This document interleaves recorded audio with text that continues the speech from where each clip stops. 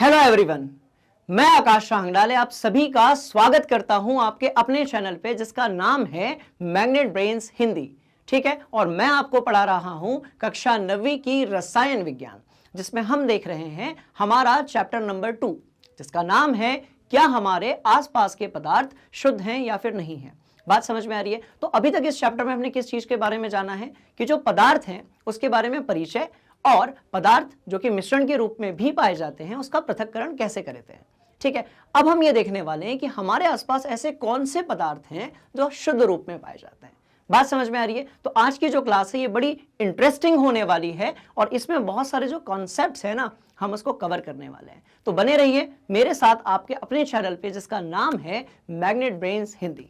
चलिए स्टार्ट करते हैं और देखते हैं कि हमारे आसपास कौन से पदार्थ हैं जो कि शुद्ध रूप में पाए जाते हैं। ठीक, स्टार्ट करते हैं। देखिए, अब ध्यान से देखिए, यहां तो बिल्कुल सोने चांदी से की बात हो रही है और भी बहुत सारी चीजों की बात हो रही है यहां पर, तो है ना। तो ध्यान से देखिए, अब जैसे गोल्ड है, ठीक है, या फिर आपका ये सिल्वर है, चांदी है, अच्छा इसी तरीके से तांबा है और भी बहुत सारी चीजें, पोटेशियम है, सोडियम है, आयरन है। तो ये क्या है? ये सारी चीजें भाई ये पदार्थ का शुद्ध रूप है। क्यों है? क्योंकि यदि आप ऐसे सोने के बिस्किट देखते हैं, बात समझ में आ रही है, यदि आप सोने के बिस्किट देखते हैं तो आप ये पाएंगे कि भाई जो गोल्ड है जिसका भाई परमाणु जो क्रमांक है वो कितना है? 79 है। अच्छा, उसका जो चिन्ह है वो क्या है? आपका AU है ना। तो ये जो चीजें हैं इसके अंदर पूरे के पूरे जो परमाणु रहेंगे भाई वो किसके रहेंगे? तो वो रहेंगे आपके सोने के ही रहेंगे।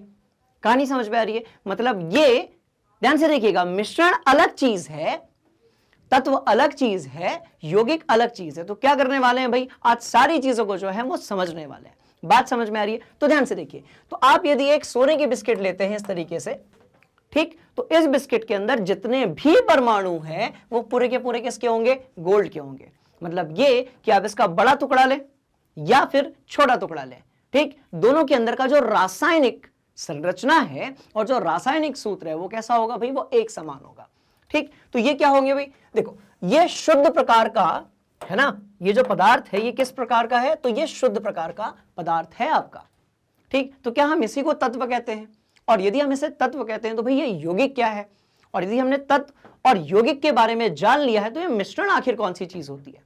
बात समझ में आ रही है? तो ये सारे जो कंफ्यूजन है, बात समझ में आ रही है, जितने भी रहस्य हैं इसके ऊपर से मैं आज पर्दा उठाने वाला हूं। बात समझ में आ गई? मतलब हम जानेंगे कि जो तत्व है वो क्या होते हैं, यौगिक क्या होता है, पदार्थ क्या होते हैं, ठीक है, मिश्रण क्या होता है, मिश्रण में भी समांगी मिश्रण क्या होता है, विषमांगी मिश्रण क्या होता है।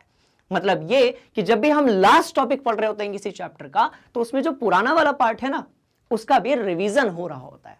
बात समझ में आ गई? तो आगे बढ़ते हैं। ध्यान से देखिए, तो किसके बारे में देखा भाई? अभी पदार्थ के एक भाग के बारे में हमने देखा जिसको हम क्या कह सकते हैं? तत्व भी तो कह सकते हैं।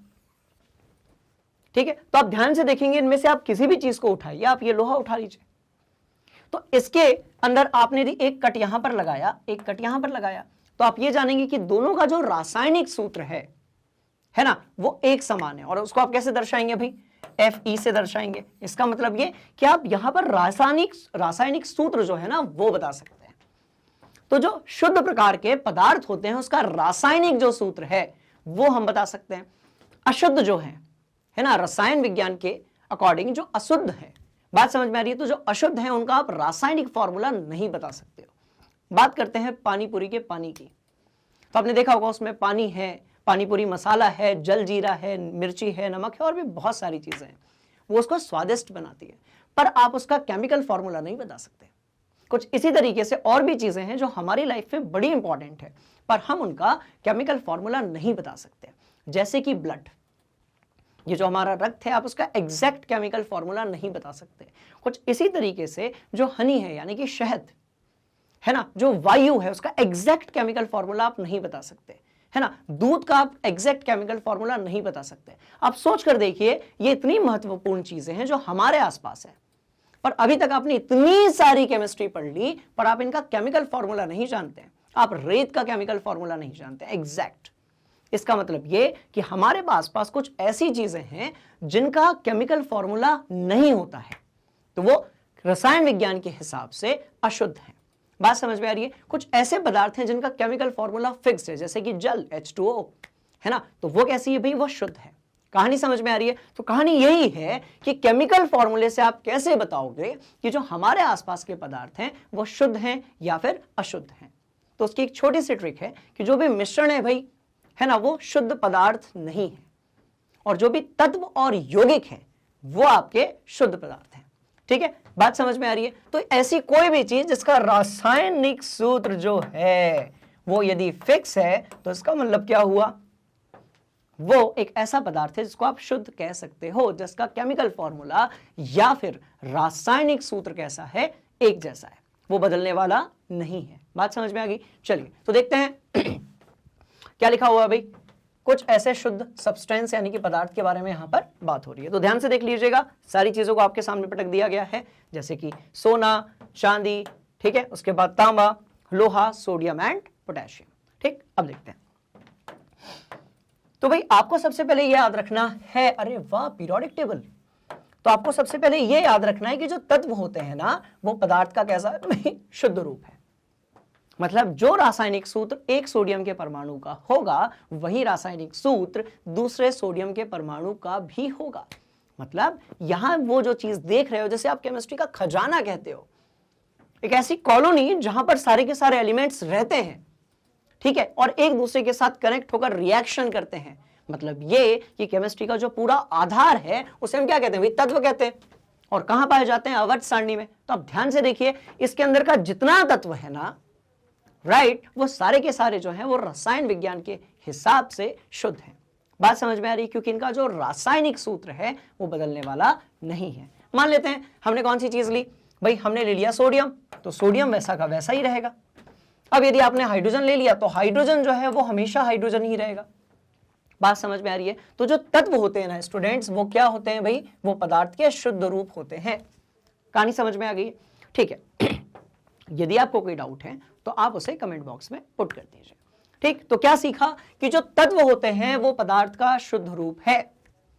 मतलब ये कि आपके पास यदि कोई लोहे की छड़ है और उसमें जंग नहीं लगा हुआ है, ठीक है ना, एक लोहे की छड़ है आपके पास में और उसमें जंग नहीं लगा हुआ है, तो वो जो छड़ या रॉड है, ठीक है, वो कैसी है, वो एक शुद्ध पदार्थ है।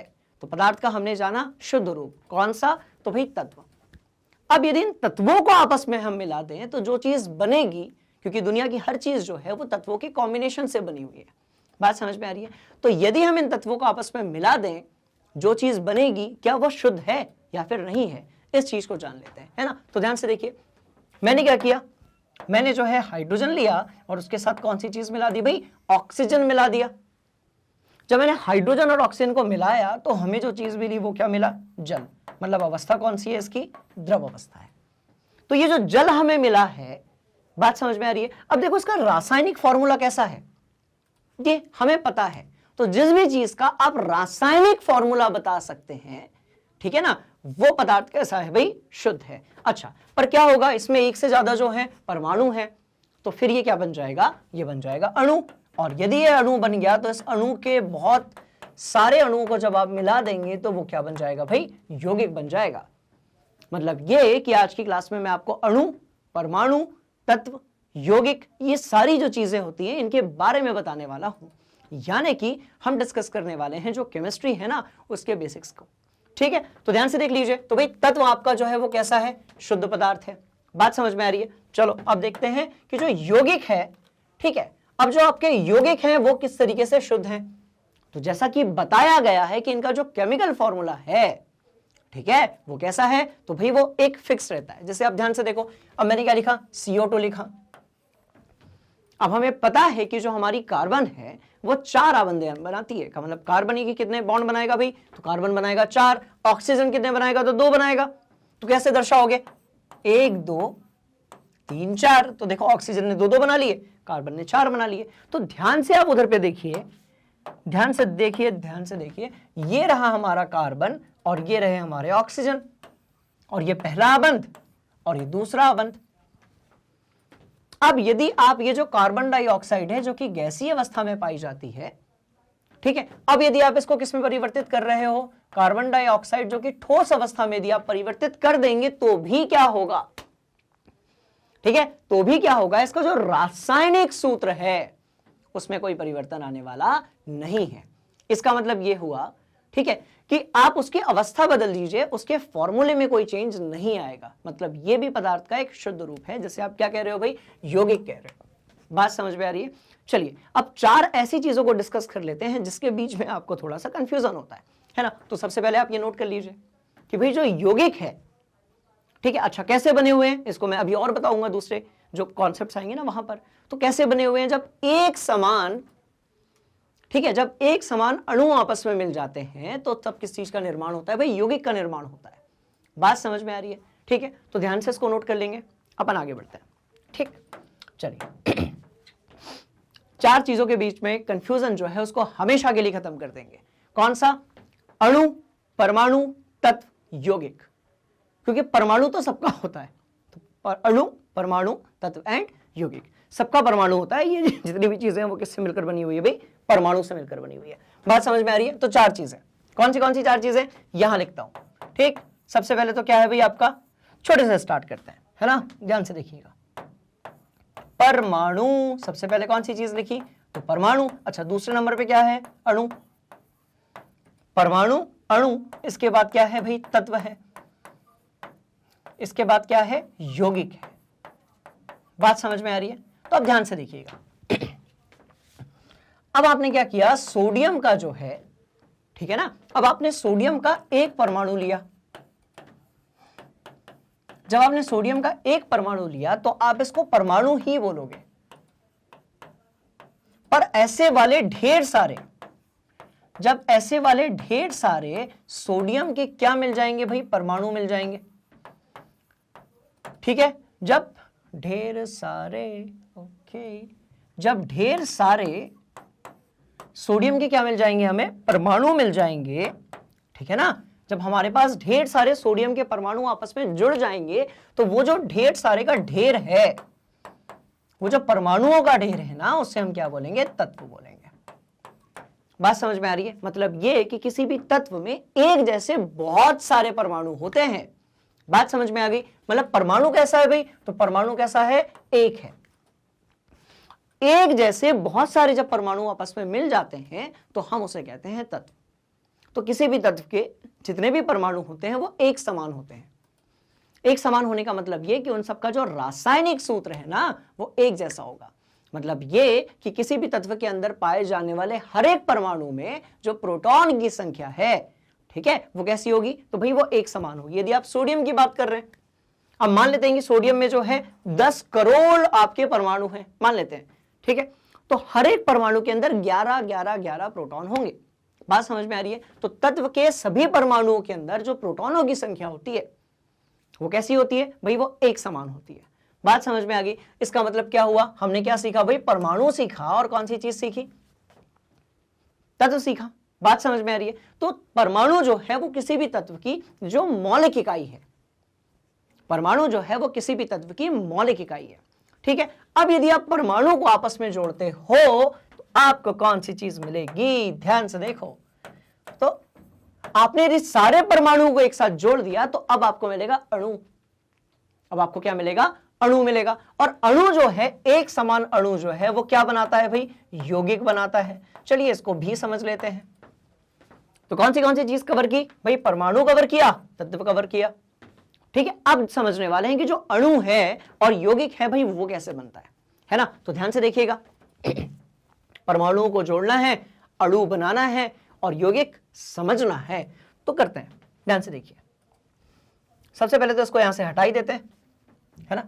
ध्यान से देखिए, अब हम समझने वाले हैं अणु और यौगिकों के बारे में। ठीक, तो आपने क्या किया, आपने जो है हाइड्रोजन लिया और ऑक्सीजन लिया और आपने क्या बना दिया, 2H2O बना दिया। तो कहने का मतलब ये कि इस तरफ जो चीजें थी वो क्या थी। अच्छा, इससे भी पहले हम थोड़ा और पहले चलते हैं। ठीक है, ये तो बहुत बड़ी बात हो गई ना, इससे थोड़ा और पहले चलते हैं। ध्यान से देखिएगा, ध्यान से देखिए। अब मैंने क्या किया, भाई एक हाइड्रोजन लिया, इसको दूसरे हाइड्रोजन के साथ मिलाया और मुझे कौन सी चीज मिली, तो H2O मिला। क्या मिला, H2 मिला। बात समझ में आ रही है? तो अब ये देखिए, ये जो चीज थी ना, ध्यान से देखिए, सारा जो कॉन्सेप्ट है उसको दिमाग के अंदर बढ़िया तरीके से फिट करेंगे ताकि आपको किसी भी चीज को पढ़ने में या सेल्फ स्टडी करने में कोई दिक्कत नहीं जाए। ठीक है, तो भाई ये दोनों क्या थे, तो ये दोनों जो थे वो परमाणु थे। मतलब ये परम अणु, परमाणु, इसको और ज्यादा पदार्थ के रूप में नहीं तोड़ सकते। हाँ, इसके जो कण रहेंगे इलेक्ट्रॉन, प्रोटॉन, न्यूट्रॉन, उसके जैसे आप तोड़ सकते हैं। ठीक है, अब ये दोनों कैसे थे भाई? परमाणु थे, पर दो परमाणुओं को जब आपस में मिलाया तो वो कौन सी चीज मिली? तो वो मिला आपको अणु। इसी तरीके से आप जब हाइड्रोजन और किसको मिलाते हो? क्लोरीन को मिलाते हो, तो आपको मिलता है HCl। तो ये जो HCl है ना, ये कौन सी चीज है भाई? अणु है। और ये दोनों जो है ये कौन सी चीज है? आपके परमाणु है। बात समझ में आ रही है? तो परमाणु अलग चीज है, अणु अलग चीज है। एक समान या एक से अलग अलग प्रकार के जब भी आप परमाणुओं को आपस में मिलाते हैं तो आपको जो चीज मिलती है वो क्या है? अणु है। ठीक है, और एक जैसे जो अणु है ना, उसके कॉम्बिनेशन को, उसके संयोजन को हम क्या कहते हैं भाई? यौगिक कहते हैं। बात समझ में आ रही है? इसके लिए एक बढ़िया सा जो है वो एग्जाम्पल ले लेते हैं। ठीक है, पहले इसको ध्यान से देख लो, बढ़िया से इसको अपनी कॉपी में नोट कर लो। ऐसा नहीं कि सिर्फ वीडियो देखते जाना है, आपको वीडियो देखना है। बात समझ में आ रही है? पर क्लास में जो जो चीजें बताई जा रही हैं उसको तुरंत कॉपी में भी लिखना है। इससे क्या होगा कि वो चीज जो है आपके दिमाग में भी फिट होगी, आपकी कॉपी में भी फिट होगी। कहानी समझ में आ रही है? मतलब ये कि आपको फिर बाद में सेल्फ स्टडी करने के लिए अलग से टाइम नहीं निकालना है स्टूडेंट्स, है ना? तो ध्यान से देखिए, ये वाली चीज अपन लोगों ने कर ली। अब एक ऐसा एग्जांपल लेते हैं जो एग्जैक्टली हमें अंतर बताएगा अणु और किसके बीच में भाई? तो यौगिक के बीच में। बात समझ में आ रही है? इसको जल्दी से नोट करो। ठीक, कर लिया? अब देखो, अब क्या किया गया? अब मैंने लिखा एक H2O, मेरे पास जो है वो एक ही H2O है, तो ये जो है ना, ये कहलाएगा आपका अणु। ये कौन सी चीज कहलाएगा भाई? अणु। पर मेरे पास यदि मैं बोल रहा हूं ढेर सारे H2O हैं, तो ये क्या कहलाएगा? यौगिक। कहानी समझ में आ रही है? ढेर सारे यदि H2 हमारे पास है तो ये कौन सी चीज कहलाएगा भाई? यौगिक। एक था तो क्या कहला रहा था? अणु। तो क्या होता है कि जब आप किसी ग्लास में जल डालते हो, है ना, एक ग्लास लिया आपने, ठीक है, और इसमें जल डाल देते हैं, डाल दिया जल, देखो ध्यान से देखो, ये देखो जल डाल दिया। तो किसी ग्लास में यदि आपने ऐसे जल डाल दिया ना, ठीक है, तो इसको ना आप ये नहीं कह सकते कि सर यहां पर जो है H2O के अणु हैं। H2O के अणु तो है, पर आप इसको क्या बोलेंगे? यौगिक बोलेंगे। बात समझ में आ रही है? तो जब भी आप केमिकल रिएक्शन करवाते हैं तो आप हमेशा एक चीज याद रखें, आप केमिकल रिएक्शन करवाते हैं किसी तत्व की या फिर यौगिक की, उसके अंदर के जो अणु या परमाणु होते हैं क्रमशः वो रिएक्शन करते हैं, पर आप अकेले इसकी रिएक्शन कैसे करवाओगे? बात समझ में आ रही है? और उसकी यदि रिएक्शन होगी भी तो हमें कुछ पता नहीं चलने वाला है, क्योंकि इनका जो आकार है वो बहुत ज्यादा छोटा है। क्लियर? तो यदि सिर्फ एक है तो अणु होगा, ढेर सारे मिल जाएंगे तो क्या बन जाएगा भाई? यौगिक मिल जाएगा। बात समझ में आ रही है? तो हम रसायन विज्ञान में जब यौगिकों की बात करते हैं, इसका मतलब ये हम एक ऐसी मात्रा के बारे में बात कर रहे हैं जिसके रिएक्शन को हम एटलीस्ट ऑब्जर्व कर सकते हैं, समझ सकते हैं और देख सकते हैं। बात समझ में आ गई? तो क्या आपको अणु और यौगिकों के बीच में अंतर समझ में आ गया? बहुत ही आसान, एक है, ठीक है, तो H2O, ढेर सारे हैं तो क्या हो जाएगा भाई? यौगिक हो जाएगा। तो जो भी यौगिक है ना स्टूडेंट्स, उसका जो फॉर्मूला है वो हमेशा फिक्स्ड रहता है, उसकी अवस्था चाहे जो भी हो। मतलब ये कि आप ये जो अभी भी किस रूप में है, तो अभी जो है ये आपके द्रव के रूप में है। बात समझ में आ रही है? द्रव से यदि आपने इसको गैस कर दिया तो भी इसके रासायनिक सूत्र में कोई परिवर्तन नहीं आएगा। तो हमारे आसपास ऐसे कितने सारे यौगिक हैं, अब ध्यान से देखिए, तत्व जो है आपस में मिलकर, ठीक है ना, अलग अलग प्रकार का गठबंधन करते रहते हैं और उसी को हम बोलते हैं यौगिक। भाई कैसे? तो ध्यान से देखो, एक यौगिक H2O है, कुछ ऐसा ही एक यौगिक जो है वो आप लोगों का फेवरेट है, आपका favourite salt, that is NaCl। यदि मैं एसिड की बात करूं, अम्ल की बात करूं, तो आपके पास H2SO4 है, ऐसे ही आपके पास HCl है, ऐसे ही आपके पास HNO3 है, ऐसे ही आपके पास 50 चीजें हैं, जैसे कि कैल्शियम कार्बोनेट, या फिर आप बात कर सकते हैं किसी क्षार की, यानी कि NaOH। तो आप ध्यान से देखेंगे हुआ क्या है, इन सब के अंदर जो केमिकल फॉर्मूला है वो फिक्स्ड है और ये आपके अलग अलग यौगिक हैं। अब ये जो यौगिक हैं भाई, ये एसिड हो सकते हैं यानी कि अम्ल, ये क्षार हो सकते हैं यानी कि बेस, ये जल हो सकता है, ठीक है, ये क्या हो सकता है भाई? लवण हो सकता है जैसे कि NaCl, ये कोई सोडा हो सकता है जैसे कि सोडियम कार्बोनेट, सोडियम बाइकार्बोनेट या फिर कैल्शियम कार्बोनेट। कहानी समझ में आ रही है? तो ये जो चीजें हैं ये सभी हैं आपके यौगिक।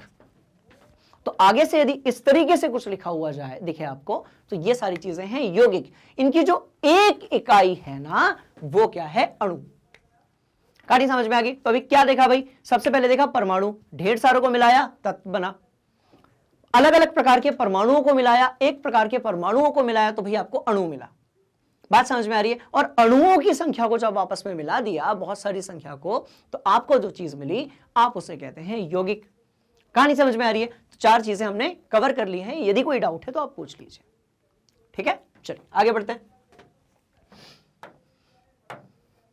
अब देखिए, अब क्योंकि हमने मिश्रण के बारे में पढ़ लिया है, हमने जो है वो यौगिकों के बारे में पढ़ लिया है। बात समझ में आ रही है? हमने मिश्रण के बारे में पढ़ लिया है और हमने जो है वो यौगिकों के बारे में भी पढ़ लिया है। मतलब ये कि खुश होना तो बनता है। बात समझ में आ रही है? चलिए, तो अब क्या करते हैं भाई, दोनों के बीच में ना अंतर देख लेते हैं। तो मिश्रण का रासायनिक सूत्र आप नहीं बता सकते और यौगिक का आप रासायनिक सूत्र बता सकते हैं। ठीक है, तो मैं ध्यान से देखना, मिश्रण कुछ के उदाहरण लिख देता हूं। कहां लिखेंगे भाई? तो मिश्रण के उदाहरण कहां पटके हैं? वहां पर। यौगिक के भी पटक देंगे, मिश्रण के पटकते हैं पहले। ध्यान से देखिएगा, मिश्रण। ठीक है, सबसे पहले रक्त। रक्त, अच्छा, इसके बाद क्या है? तो भाई वायु। अच्छा, इसके बाद क्या है? शहद। ठीक है, इसके बाद क्या है? तो दूध। ठीक है, इसके बाद क्या है? तो कोई भी ले लीजिए, आप रेत ले लीजिए, मिट्टी ले लीजिए। बात समझ में आ रही है? तो आपको जो लेना है वो ले लीजिए, बस आपको इसका फॉर्मूला नहीं पता एग्जैक्ट। सोचो, सारी की सारी चीजें बड़ी जरूरी है हमारी लाइफ में, बट आपको अभी तक फॉर्मूला नहीं पता। इसका मतलब ये कि जो मिश्रण है उसका एक रासायनिक फॉर्मूला जो है वो नहीं होता है, क्योंकि वो अलग अलग प्रकार के यौगिकों से, तत्वों से, परमाणुओं से, कणों से मिलकर बनता है। इसीलिए मिश्रण का जो रासायनिक फॉर्मूला है ये नहीं होता है। बात समझ में आ रही है? सबसे अच्छा एग्जांपल है मिश्रण का जो पानी पूरी वाला पानी है, वो आपका जो रायता है, वो आपका जो जलजीरा है, वो। बात समझ में आ रही है? जलजीरा वाला पानी है ना। तो मिश्रण जो है ना स्टूडेंट्स, उसका रासायनिक फॉर्मूला है ही नहीं। उसके प्रकार हो सकते हैं, जैसे कि विलयन हो गया, कोलाइडी विलयन हो गया, निलंबन हो गया, सारी चीजों को बढ़िया से कवर करेंगे, पर जो मिश्रण है उसका रासायनिक फॉर्मूला नहीं है, रासायनिक सूत्र नहीं है। अब बात करते हैं भाई किसकी? यौगिक की। तो यौगिक जो है उसका ना रासायनिक फॉर्मूला होता है। समझ लेते हैं, 2-3 एग्जांपल पटक देते हैं यहां पर, ध्यान से देखिए। तो जैसे कि आपने लिया भाई NaCl ले लिया और H2SO4 ले लिया और NaOH ले लिया, और हम सबका फेवरेट जिसके बिना जीवन जो है वो अधूरा है, जल ले लिया। कहानी समझ में आ रही है? और भी ले लीजिए, जो मन कर रहा है वो लिख दीजिए, बस क्या होना चाहिए? उसका रासायनिक फॉर्मूला होना चाहिए। तो ये है आपके यौगिक। ये क्या है? यौगिक। ठीक है, चलिए अब दोनों के बीच में डिफरेंस देख लेते हैं। वैसे आपके समझ में आ गया बढ़िया तरीके से, फिर भी तत्व या यौगिक केवल मिश्रण बनाने के लिए मिलते हैं, किंतु किसी नए यौगिक का निर्माण नहीं करते हैं। मिश्रण में सब कुछ मिला तो दिया जाएगा, आपने सुना होगा खट्टा मीठा मिक्सचर, ये आते हैं ना ऐसे नमकीन खाने वाले। बात समझ में आ रही है? तो उसमें बहुत सारी चीजें होती हैं, बट उस पूरे का एक नया फॉर्मूला नहीं होता है। सब कुछ मिक्स कर दिया आपने, ठीक है, भेलपूरी आपने खाई, उस भेलपूरी का फॉर्मूला नहीं है, बट उसके अंदर जितनी चीजें हैं ना उन सबका अपनी एक पहचान है। पर भेलपूरी जो है वो बहुत अलग अलग प्रकार की चीजों को मिलकर आपने बना दी। कहानी समझ में आ रही है? तो देखिए, एक नया यौगिक नहीं बना सकते, बहुत सारे यौगिक मिलेंगे, बहुत सारे आपके तत्व मिलेंगे, परमाणु मिलेंगे, नया यौगिक नहीं मिल सकता। अच्छा, एक और चीज देखिए, मिश्रण का संघट्ट परिवर्तनीय होता है। इसका मतलब क्या है भाई? मिश्रण का जो संगठन है वो कैसा होता है? परिवर्तनीय होता है। मतलब कोई फिक्स्ड रासायनिक फॉर्मूला जो है वो मिश्रण का नहीं है, वो बदल सकता है, कुछ भी हो सकता है। जैसे आपने क्या किया? पानीपुरी वाला पानी बनाया, अब उसने मसाला आपने थोड़ा सा ज्यादा डाल दिया, तो उसका अब जो केमिकल कॉम्पोजिशन है, यानी कि जो संगठन है वो कैसा होगा? वो बदल जाएगा। बात समझ में आ रही है? तो कोई फॉर्मूले के बारे में बात आप नहीं कर सकते। किसके बारे में? मिश्रण के बारे में। अच्छा, एक और चीज लिखी हुई है, मिश्रण जो है वो उसमें उपस्थित घटकों के गुणधर्मों को दर्शाता है। वो उसमें उपस्थित घटकों के गुणधर्मों को दर्शाता है। तो पानीपुरी वाला एग्जांपल फिर से लूंगा मैं। बात समझ में आ रही है? आप ध्यान से देखिएगा, ठीक है। वो कैसे करते हैं? पानीपुरी के ऊपर दही डाला, फिर लाल चटनी डाली, फिर हरी चटनी डाली। अब जब आपको हरी चटनी वाली चीज आपकी जीभ के टेस्ट बर्ड से टच होगी तब आपको हरी चटनी का स्वाद आएगा, जब लाल चटनी वाली होगी आपको लाल चटनी का स्वाद आएगा, जब दही वाली होगी आपको दही का स्वाद आएगा। इसका मतलब क्या हुआ, ध्यान से देखिए कि इसके जो उपस्थित घटक है ना उसके गुणधर्म को दर्शाता है। कहानी समझ में आ रही है? पर जब आप बात करते हैं यौगिक की तो इसमें जो नया पदार्थ होता है इसके जो गुणधर्म होते हैं, बात समझ में आ रही है, नए पदार्थ के जो गुणधर्म होते हैं ना वो पूरी तरीके से क्या हो जाते हैं, भिन्न हो जाते हैं। समझने की कोशिश करते हैं, ध्यान से देखिएगा। अब भाई मैंने लिया सोडियम, इसके अपने अलग कॉन्सेप्ट्स हैं। पानी जो है वो दुनिया में आग बुझाता है, सोडियम को पानी में डालोगे आग लग जाती है। That is chemistry students. किसी और जलती हुई चीज पर आप पानी डालेंगे तो आग बुझ जाएगी, पर जब आप सोडियम को पानी में डालेंगे ना, ठीक है, अच्छा देखो सोडियम कैरोसिन में रखा रहता है तब उसमें आग नहीं लगती है, पर यदि सोडियम को आपने पानी में डाल दिया तो सोडियम में लग जाएगी आग और एक बहुत बड़ा ब्लास्ट होगा। कहानी समझ में आ रही है? इसका मतलब ये कि सोडियम के अपनी अलग प्रॉपर्टीज हैं, अपने अलग गुणधर्म है। पर जब आप बात करते हैं क्लोरीन की, रासायनिक फॉर्मूले के हिसाब से ये रिएक्शन सही नहीं है, मैं आपको सिर्फ समझाने के लिए बता रहा हूं। तो जब आप बात करते हैं भाई किसकी, क्लोरीन की, तो उसके अपने अलग जो है प्रॉपर्टीज हैं। बात समझ में आ गई? ठीक। पर जब दोनों मिल जाते हैं तो हमें मिलता है NaCl। हमें कौन सी चीज मिलती है भाई, NaCl मिलता है। तो जो NaCl होगा ना, ठीक है ना, उसकी जो प्रॉपर्टी होगी उसका सोडियम या क्लोरीन से कोई लेना देना नहीं है। कहानी समझ में आ रही है? तो इस एग्जाम्पल को बढ़िया तरीके से समझते हैं। ध्यान से देखिए कि कैसे ये जो सोडियम है और क्लोरीन है ये NaCl से अलग है। कहानी समझ में आ रही है? तो देखिए जो NaCl है ना वो नमक है, वो क्या है, लवण है, नमक है, सॉल्ट है, क्लियर। पर जो सोडियम है वो एक धातु है, क्लोरीन जो है वो एक अधातु है। बात समझ में आ रही है? तो अब इसकी सोडियम की और क्लोरीन की जो अपने आप में सेपरेट केमिकल रिएक्शन है वो अलग होगी और NaCl की जो केमिकल रिएक्शन है वो अलग होगी। मतलब अब NaCl के रासायनिक गुणधर्म का सोडियम या क्लोरीन के रासायनिक गुणधर्म से कोई लेना देना नहीं है। बात समझ में आ रही है? कैसे भाई? तो जैसे आपका क्लोरीन है तो वो हमारे वातावरण में कौन सी अवस्था में पाया जाता है भाई, गैसीय अवस्था में। पर जो NaCl है, नमक है, वो ठोस अवस्था में पाया जाता है। तो कहने का मतलब ये है कि नए पदार्थ के गुणधर्म पूरी तरीके से भिन्न होते हैं और वही क्या है, आपका यौगिक है। अच्छा एक और चीज बची हुई है, देखिए घटकों को भौतिक विधियों द्वारा सुगमता से पृथक किया जाता है। बिल्कुल सही बात है, मैंने बिल्कुल इसी प्लेटफॉर्म पे जिसका नाम है मैग्नेट ब्रेन्स हिंदी, इस पर आपको पढ़ाया था कि पदार्थों का पृथक्करण कैसे होता है। तो यदि आप में से कोई पहली बार इस क्लास को देख रहा है तो आप इसके पहले इस चैप्टर के जो पुराने वाले टॉपिक्स हैं, यानी कि हमारे आसपास के पदार्थ यदि शुद्ध हैं तो उनका परिचय कैसा होना चाहिए ये, और यदि पदार्थों का पृथक्करण करना चाहते हैं, मतलब आप तेल और पानी को अलग करना चाहते हैं या पानी और एसीटोन को अलग करना चाहते हैं या फिर आप कपूर और नमक के मिश्रण को अलग करना चाहते हैं, मतलब जब भी बात पृथक्करण की होगी तो उसके लिए हम एक वीडियो जो है वो ऑलरेडी बना चुके हैं, आप वो भी देख सकते हैं। बात समझ में आ गई? तो ध्यान से देखिए घटकों को सॉरी जो भी घटक हैं भाई उसको भौतिक विधियों द्वारा सुगमता से यानी आसानी से क्या किया जा सकता है, पृथक। यहां पर जो घटक हैं उसको केवल रासायनिक या विद्युत रासायनिक प्रक्रिया से अलग किया जा सकता है। समझने की कोशिश करते हैं, ठीक है। पृथक्करण में जैसे आप चाहते हैं कि आप यदि कपूर और नमक का जो मिश्रण है उसको आप अलग अलग करें तो क्या करेंगे, आप उसको गर्म कर दें। तो ऊर्ध्वपातन के कारण जो कपूर है भाई वो तो उड़ गया, कपूर तो उड़ गया, पर आपका जो नमक है वो वहीं रह जाएगा, तो वो हो गया पृथक्करण। पर यदि आप चाहते हैं कि अब सर हमारे पास ना NaCl है जो कि एक अच्छा यौगिक है, अब हम सोडियम अलग करना चाहते हैं और क्लोरीन अलग करना चाहते हैं, तो गर्म करने से काम नहीं चलेगा, आपको या तो रासायनिक क्रिया करनी पड़ेगी या आपको देनी पड़ेगी उसमें क्या, ठीक है, इलेक्ट्रिसिटी, और उसी का बोलते हैं विद्युत अपघटन, जो कि हम बाद में पढ़ने वाले हैं, ठीक है। तो ये घटकों का जो पृथक्करण है वो होगा तो, बट उसके लिए क्या देनी पड़ेगी, रासायनिक क्रिया या विद्युत रासायनिक प्रतिक्रिया या क्रिया देनी पड़ेगी। कहानी समझ में आ रही है? तो ये कहानी थी किसके बीच में भाई, मिश्रण, ठीक, और किसके बीच में, तो यौगिक के बीच में। ध्यान से देख लीजिए, कोई भी जो डाउट है ना स्टूडेंट्स वो नहीं रहना चाहिए।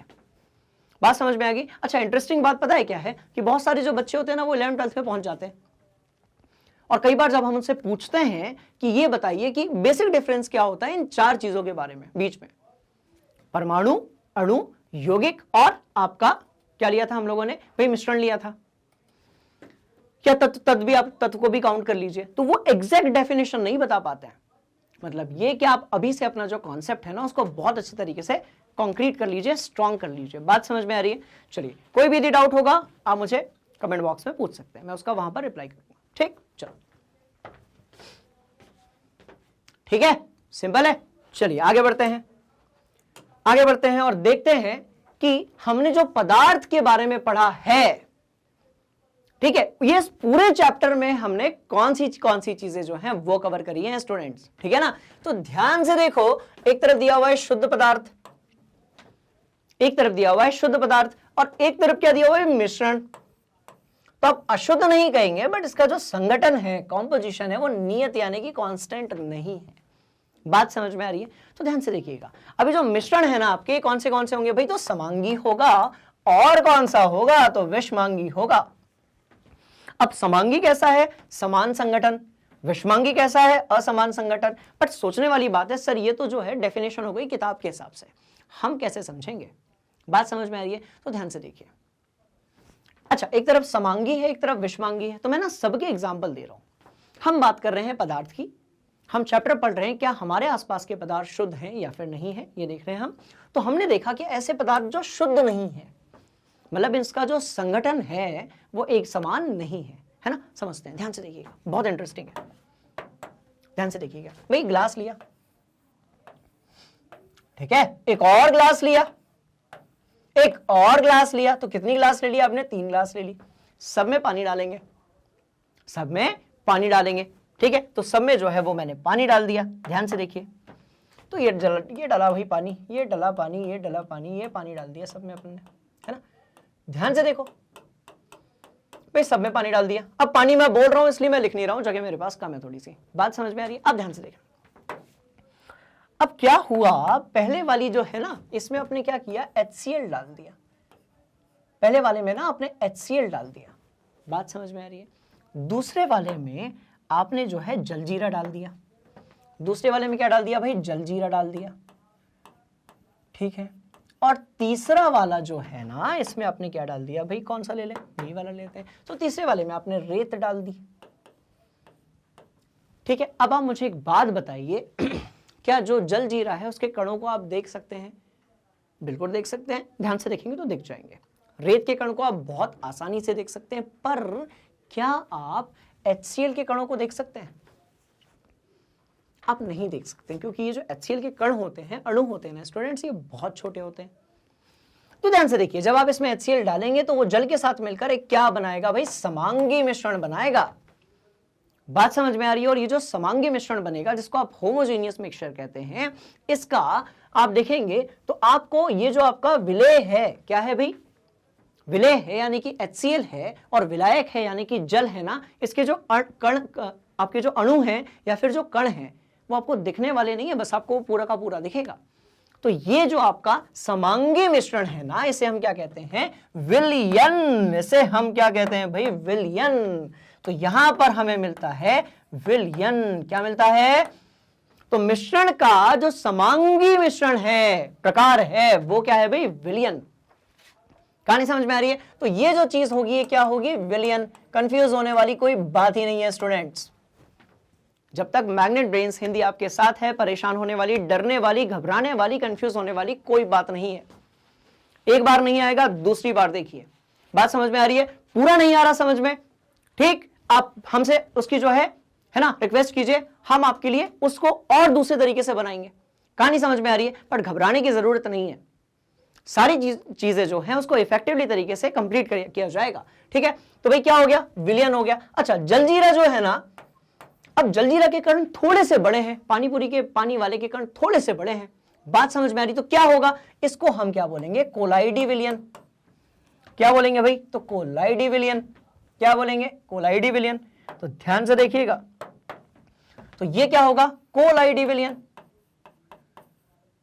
तो ये कोलाइडी विलयन होगा, और ये जो चीज है ये क्या होगी, आपकी निलंबन होगी। कहानी समझ में आ रही है? तो ये क्या होगा, आपका निलंबन होगा। तो समांगी है तो विलयन, यदि विषमांगी है तो कोलाइडी विलियन या फिर निलंबन। तो आपने यदि वो रेत को डाला है किसी उस पानी के अंदर, ठीक है ना, तो आपको रेत के कण बराबर से दिखेंगे। तो कण यदि बहुत बड़े हैं तो निलंबन, थोड़े छोटे हैं तो कोलाइडी विलियन, और बहुत छोटे हैं जो कि दिखते ही नहीं हैं तो उसका मतलब होगा ये बात कर रहे हैं विलियन के बारे में। तो कितना आसान है। तो कणों के आकार से ये डिसाइड होता है और उनकी घुलनशीलता से ये डिसाइड होता है कि वो विलियन है, कोलाइडी विलियन है या फिर निलंबन है। कहानी समझ में आ रही है। तो ये था बेसिक कॉन्सेप्ट। किसके बारे में भाई? मिश्रण के बारे में। उदाहरण देख लेते हैं, ध्यान से देखो। जल में चीनी, जल में नमक, हमने जल में HCl भी डाल दिया, या कार्बन डाइसल्फाइड में आपका सल्फर, या जल तथा अल्कोहल, ये सब क्या होंगे? समांगी होंगे। अब आते हैं इस पर विषमांगी पर, है ना। तो विषमांगी में क्या होगा भाई? बालू तथा नमक, चीनी तथा नमक। ध्यान से देखना, बालू और नमक को आप मिलाएंगे तो विषमांगी बनेगा। बालू अलग है, नमक अलग है। अच्छा, विषमांगी की एक प्रॉपर्टी क्या है? अच्छे से घुलनशील नहीं होते हैं ये। समांगी की एक बात है, बहुत अच्छे तरीके से घुलनशील होते हैं ये। बात समझ में आ रही है। चलिए और भी देख लेते हैं। लकड़ी हो गया, लकड़ी के अंदर कई सारी चीजें होती हैं बट अच्छे से घुलनशील नहीं होती है, मिक्स नहीं होती है अच्छे से। रक्त, आपका जो रक्त है, ब्लड है, वो भी एक प्रकार का क्या है भाई? कोलाइडी विलियन है। कहानी समझ में आ रही है। तो रसायन विज्ञान में जो आपका रक्त है उसको कैसे समझा जाता है भाई? कोलाइडी विलियन के रूप में। अच्छा, तेल में जल, ये भी आपका क्या है? एक मिश्रण है, कोलाइडी विलियन है। तो इनमें से किसी का भी जो है ना एग्जैक्ट केमिकल फॉर्मूला नहीं होता है, इसीलिए हम इसे कहते हैं संगठन एक जैसा नहीं है, इसलिए हम इसे कहते हैं मिश्रण। अब बात करते हैं किसकी? तो भाई शुद्ध पदार्थ। कौन से तत्व? यौगिक। कहानी समझ में आ रही है। तो एक तरफ तत्व है, एक तरफ क्या है भाई? आपका यौगिक है। अच्छा देखो, तत्व जो है वो कैसा है? सरल पदार्थों में विभक्त नहीं किए जा सकते, मतलब कणों में टूट सकते हैं बट अब पदार्थ नहीं बचेगा। बात समझ में आ रही है। तो इस तरीके से तत्व हो गया। अच्छा, यौगिक क्या है? पूरी की पूरी कहानी लिखी गई है यौगिक के बारे में। बात समझ में आ रही है। तो ये है इंटरेस्टिंग स्टोरी किसके बारे में भाई? जो पदार्थ है ना उसके वर्गीकरण के बारे में। पर याद रहे, पदार्थों का ये जो वर्गीकरण है ये रासायनिक है। ये कैसा है? रासायनिक है। जो ठोस अवस्थाएं जो होती हैं वो उसका भौतिक वर्गीकरण है। कहानी समझ में आई? तो ध्यान से देख लीजिए, कोई भी डाउट नहीं रहना चाहिए। क्लियर हो गया? चलिए अब बढ़ते हैं आगे। ध्यान से देख लो, स्क्रीनशॉट ले लो, कोई भी डाउट नहीं रहना चाहिए। मिश्रण देख लिया, शुद्ध पदार्थ देख लिया, सारी चीजें देख ली है ना। अब चलते हैं आगे और यह समझने की कोशिश करते हैं कि यदि आपको अपनी पढ़ाई करनी है और उस समय पर आप थोड़े से कंफ्यूज्ड हैं, ठीक है, तो कुछ नहीं करना है। ठीक है, आपकी सारी परेशानियों का एक ही हल है और वो ये है कि आप गूगल पे जाइए और टाइप कीजिए www.magnetbrains.com। आप जैसे ही वहां पर पहुंचेंगे आपके सामने कुछ इस तरीके से एक पिटारा खुलेगा जो है इंडिया का एकमात्र, ठीक है, free 110% free online educational platform. ठीक है, आपको वहां पर जाकर स्टूडेंट्स क्या करना है? रजिस्टर फॉर फ्री करना है। अब जैसे ही वहां पर क्लिक करते हैं, बात समझ में आ रही है, जैसे ही आपने वहां पर क्लिक किया तो क्या होगा भाई?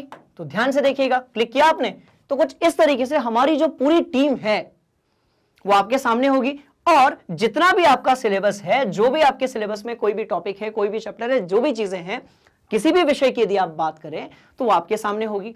And this is totally free of cost. एक दो चैप्टर्स की बात नहीं कर रहा हूं, मैं बात कर रहा हूं पूरे सिलेबस की। कोई फर्क नहीं पड़ता कि आपकी क्लास कौन सी है, कोई फर्क नहीं पड़ता कि आपको विषय कौन सा चाहिए। कहानी समझ में आ रही है? तो ध्यान से देखेंगे। तो अब मान लेते हैं कि आपको फिजिक्स पढ़नी है तो आप यहां पर क्लिक कर दीजिए। आपको यदि सामाजिक विज्ञान पढ़नी है तो आप यहां पर क्लिक कर दीजिए। आपको यदि केमिस्ट्री पढ़नी है तो आप यहां पर क्लिक कर दीजिए। आपने यहां पर क्लिक किया, अब क्या होगा? जैसे ही आपने क्लिक किया तो कुछ इस तरीके से आप पहुंच जाएंगे केमिस्ट्री की दुनिया में, जहां पर आपका जो चैप्टर है, ठीक है। इससे पहले ये जरूर ध्यान रखें कि आपकी कोई भी बोर्ड है चलेगा, आपका कोई भी सब्जेक्ट है चलेगा, आपकी कोई भी क्लास है चलेगा, ठीक है। तो अब आ जाते हैं किसी पर्टिकुलर चैप्टर पे। तो उस चैप्टर के हमने बनाए हुए हैं कॉन्सेप्ट वीडियोस, है ना। और क्या है भाई? वन शॉट वीडियोस हैं, मतलब पूरा का पूरा जो चैप्टर है वो एक ही रिवीजन, एक ही फ्रेम में रिवीजन हो जाएगा। फिर बात आती है एनसीईआरटी सॉल्यूशंस की, तो और एनसीईआरटी के अंदर जितने भी क्वेश्चंस दिए उसकी, है ना। और किस चीज की बात करेंगे भाई? तो हम बात करेंगे बहुत सारे एमसीक्यू क्वेश्चंस की, क्योंकि इनको करने से हमारा जो नॉलेज है वो और बढ़ता है। तो ये जो सारी चीजें हैं ना, ये हम कराते हैं इस वाले में, जिसको हम कहते हैं full course, which is totally free of cost. और भी ध्यान से देख लीजिए, ये सारी चीजें जो है इसके बारे में हम कवर करते हैं। बात समझ में आ गई? अब आगे बढ़ते हैं और ये देखते हैं कि यदि आपके पास कक्षा 6वीं से लेकर कक्षा 12वीं तक आपको यदि कुछ भी पढ़ना है, बात समझ में आ रही है? कैसा भाई? ऑनलाइन। तो उसका एक ही सॉल्यूशन है, मैग्नेट ब्रेन्स हिंदी। मतलब ये कि आपका बोर्ड कोई भी हो, आपका विषय कोई भी हो, आपका चैप्टर कोई भी हो, आपका टॉपिक कोई भी हो, ये सारा खजाना आपको मिलेगा मैग्नेट ब्रेन्स हिंदी पर। बात समझ में आ रही है स्टूडेंट्स? तो हमने बहुत बढ़िया तरीके से हमारा जो पदार्थ है ना, उसके जो शुद्ध रूप होते हैं उसके बारे में जाना, हमने शुद्ध रूप और जो मिश्रण है उसको आपस में तुलना की, ठीक है, और हमने इस पूरे चैप्टर को बढ़िया तरीके से कंप्लीट किया। बात समझ में आ रही है? अब मैं अगली जो क्लास रहेगी उसमें मिलूंगा किसी नए कॉन्सेप्ट के साथ में। तब तक के लिए आप लाइक कीजिए, शेयर कीजिए और सब्सक्राइब कीजिए। Thank you so much.